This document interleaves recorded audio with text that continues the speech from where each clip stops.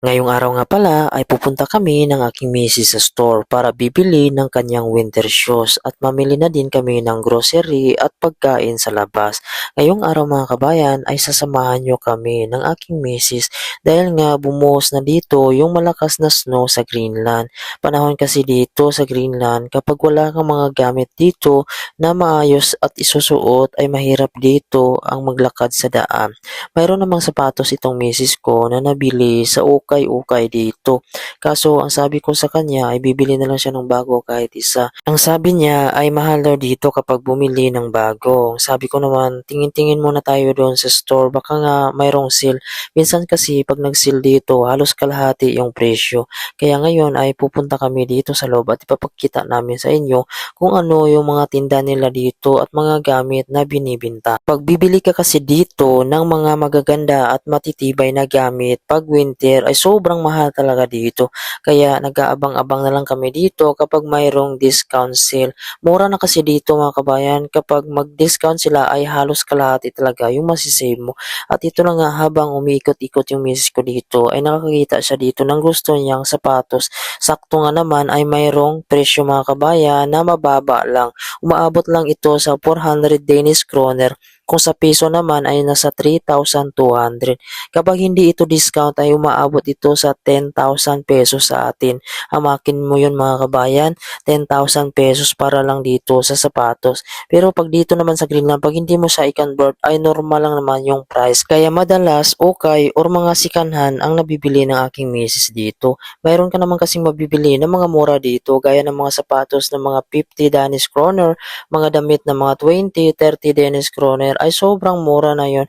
Yun lang nga ay nagamit na siya. Sinukat nga ng aking misis itong dalawang sample dito ng sapatos. Ang sabi niya kasi gusto niya daw ito kasi nga medyo mainit daw sa loob at tela talaga yung sa labas. Hindi kagaya nitong isa na medyo madulas yung tela niya sa labas. Kaya ang sabi ko sa kanya, kunin mo na yung dalawa. Ang sabi niya, isa lang daw yung kukunin niya kasi nga sa winter niya lang naman ito magagamit. Habang pumipili nga yung misis ko ay nag-ikot-ikot din ako. Naghahanap pa kasi ako dito ng magandang jacket. Yung jacket ko kasi ay medyo luma na din at sa ukay ko lang din yun nabili. Pag bibili ka kasi dito talaga ng matibay na jacket, mag-prepare ka na dito ng mga 50,000 pataas dahil nga sa sobrang mahal dito ay talaga manghihinayang ka na hindi mo naman magamit sa Pilipinas kundi dito lang sa Greenland.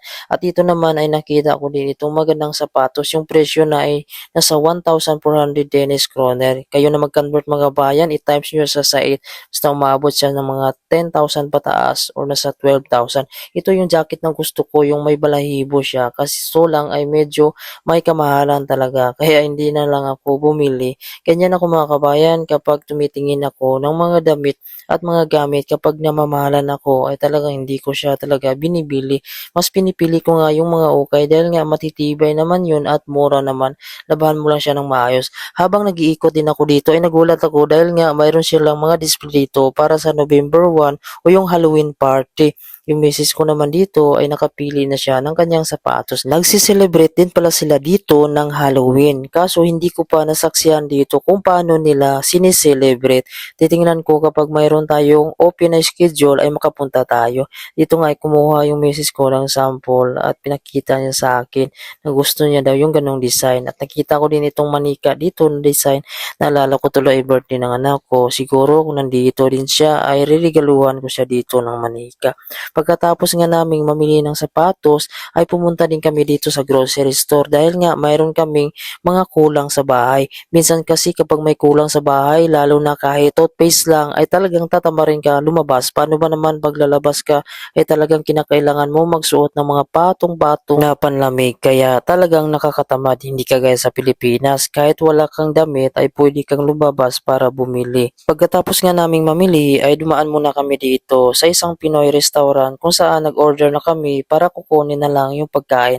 Dahil nga minsan talagang ay sobrang pagod namin sa trabaho. Lalo na yung mga pagkain dito ay lahat frozen kaya kailangan mo munang ibabad sa tubig para lalambot bago lutuin. Pagkatapos nga namin makuha yung pagkain ay umuwi na agad kami sa bahay at mayroon pala ako ditong bililing isang sakong bigas na 18 kilos na siya. Mas maganda ito dahil mas makakatipid ka kaysa bibili ka nung tagi 1 kilo ay talagang lugi ka. Dito ay halos kalahati nga yung masisave masasave mo. Kaya sa lahat ng mga bagay ay kinakailangan talaga nating magdiskarte para naman ay makasave tayo. Kahit papano ay makatulong na din sa atin na mas mapadali na mas makaipon tayo at makauwi na din balang araw sa Pilipinas. Dahil hindi natin alam kung hanggang kailan yung pagiging OFW natin. Kasi darating sa panahon ay talagang manghihina din tayo at kinakailangan nating magpahinga. Okay mga kabayan, hanggang dito na lang yung aking video. Huwag niyo naman po kalimutan i-subscribe yung aking YouTube channel. Pindutin na din yung bell notification para update kayo kung may bago tayong mga video. At i-follow na din at i-like yung ating Facebook page. Maraming salamat and God bless you all po.